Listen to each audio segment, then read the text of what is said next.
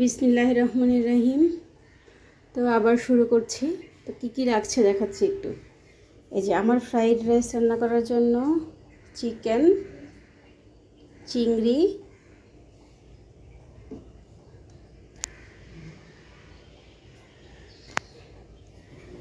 কাজু বাদাম, কিশমিশ,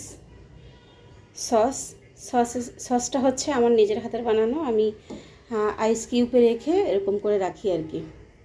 একটু সয়া সস, একটু চিকেন সস, একটু ঘিটা হচ্ছে গাওয়া ঘি, খাঁটি ঘি আর কি।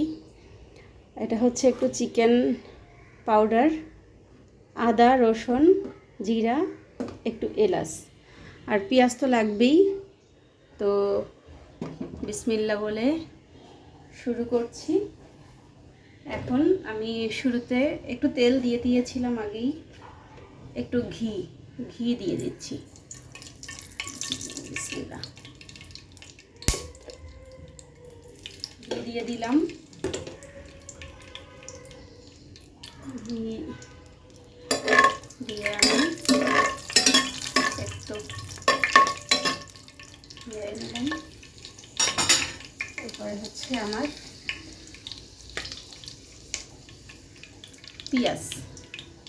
পেঁয়াজটা আমি দিয়ে দিলাম। পেঁয়াজটা একটু বাদামি হবে